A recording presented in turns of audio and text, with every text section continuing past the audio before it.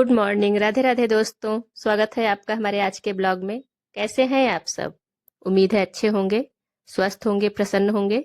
तो चलिए शुरू करते हैं आज का ब्लॉग। तो आज है द्वादशी, तो इसलिए मैं आज अपने लड्डू गोपाल के लिए खिचड़ी का भोग बना रही हूँ। और ये दही है, तो आज मैं अपने लड्डू को दही और खिचड़ी का भोग लगाऊंगी।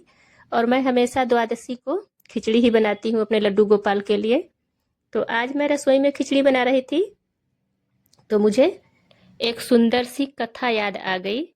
भक्त कर्माबाई की कथा। कहते हैं कि कर्माबाई भगवान जगन्नाथ की बहुत बड़ी भक्त थी। वह रोज सुबह उठकर सबसे पहले भगवान के लिए खिचड़ी बनाती थी। ऐसे तो कहा जाता है कि बिना स्नान किए भगवान को भोग नहीं लगाना चाहिए और भोग बनाना भी नहीं चाहिए। पहले स्नान करिए, फिर पूजा की पूरी विधि करिए, उसके बाद ही भगवान को भोग लगाया जाता है। लेकिन कर्माबाई का प्रेम भगवान जगन्नाथ के लिए अलग ही था। उनको लगता था कि अगर मैं घर के सारे काम करूंगी, स्नान करूंगी, उसके बाद भोग लगाऊंगी तो बहुत देर हो जाएगी और भगवान इतने देर तक भूखे रहेंगे। तो इसलिए वो सुबह उठकर सबसे पहले बिना स्नान किए पहले भगवान के लिए भोग बनाती, खिचड़ी बनाती। भगवान को भोग लगाकर उनको खिचड़ी खिलाकर उसके बाद ही वो दूसरा काम करती घर का। और रोज सुबह कर्माबाई के घर में, उनकी कुटिया में, एक छोटे से बच्चे के रूप में स्वयं भगवान जगन्नाथ खिचड़ी खाने आया करते थे। तो उनका जीवन इसी तरह से चल रहा था। प्रतिदिन वह सुबह पहले भगवान को भोग लगाती, उसके बाद ही दूसरा काम करती। तो एक दिन एक महात्मा उनके घर आए। एक ऋषि उधर से गुजर रहे थे, तो उनके घर आए और उन्होंने बताया कि कर्माबाई, तुम बहुत गलत कर रही हो। बिना स्नान किए भगवान को भोग बनाती हो तो तुमको पाप लगेगा, तुम पाप की भागी बनोगी। पहले स्नान करो, फिर पूजा की पूरी विधि करो, भगवान की अच्छे से पूजा करो, उसके बाद भोग अर्पित करो।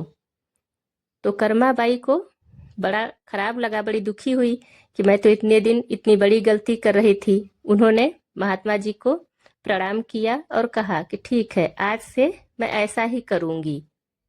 तो जब महात्मा जी ने उनको बताया कि बिना स्नान किए भोग नहीं बनाना चाहिए, तब कर्माबाई ने दूसरे दिन से पहले घर के सारे काम किए, फिर स्नान किया, उसके बाद खिचड़ी तैयार किया।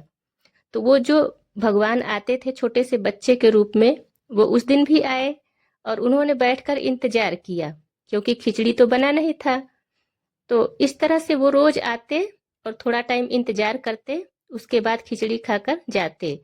तो जब उनको देर हो जाती, कर्माबाई को खिचड़ी बनाने में देर हो जाती थी, तो भगवान बिना हाथ मुंह धोए ही, जो बच्चे के रूप में आते थे भगवान जगन्नाथ, वो बिना हाथ मुंह धोए ही चले जाते थे वापस। तो एक दिन जो मंदिर के पुजारी थे, उन्होंने देखा कि ये क्या, भगवान के मुख पे खिचड़ी लगा हुआ है, जबकि मंदिर में तो खिचड़ी का भोग लगा ही नहीं है और कई दिनों से नहीं लगा है खिचड़ी का भोग। तो वो बड़े सोच में पड़ गए और कहा कि हे प्रभु, ये कैसी लीला है आपकी। तब उसी रात मंदिर के जो पुजारी थे, उनके सपने में स्वयं भगवान जगन्नाथ जी आए और उन्होंने बताया कि इसी जगन्नाथपुरी में एक भक्त रहती है मेरी, जिसका नाम कर्माबाई है, और रोज मैं उसके घर, उसकी कुटिया में खिचड़ी खाने जाता हूँ। मुझे उसकी खिचड़ी अति प्रिय है। लेकिन अब वो पहले स्नान करती है, फिर पूजा की सारी विधि पूरी करती है, उसके बाद खिचड़ी बनाती है, जिससे मुझे बहुत भूख लग जाती है और यहाँ मंदिर में सभी भक्तगण मेरा इंतजार करते हैं। तो सुबह जैसे ही पुजारी जी उठे, उन्होंने सबसे पहले उस महात्मा का खोज करवाया, उस ऋषि का खोज करवाया और फिर सारी बातें उन्हें बताई। वो ऋषि डर गए और वो दौड़े दौड़े फिर से कर्माबाई की कुटिया में गए, उनसे क्षमा प्रार्थना किया और कहा कि हे कर्माबाई, तुम जैसे पहले करती थी पूजा अपना, जैसे भगवान को पहले भोग लगाती थी, तुम वैसा ही करो। भगवान तुमसे वैसे ही प्रसन्न है, मुझे क्षमा कर दो। तो ऐसे हैं हमारे भगवान, जो अपने भक्त के भाव को देखते हैं, प्रेम को देखते हैं। तो जिसे लगता है कि मुझे पूजा की बहुत सारी विधि और नियम नहीं आते हैं, तो कोई बात नहीं है, पूजा करिए, लेकिन मन से करिए, क्योंकि उसी से भगवान प्रसन्न होते हैं। और आज भी भगवान जगन्नाथ को खिचड़ी का भोग लगाया जाता है उनकी भक्त कर्माबाई की याद में। तो इस तरह से भगवान को प्रेम से, भाव से जो भी आपके पास है वो भोग लगाइए, उन्हें प्रसादी चढ़ाइए। कोई जरूरी नहीं है कि आप बहुत ज्यादा मेवा मिश्री या फिर बहुत कीमती चीज ही भगवान को अर्पित करें। भगवान तो छोटी छोटी चीजों से भी प्रसन्न हो जाते हैं।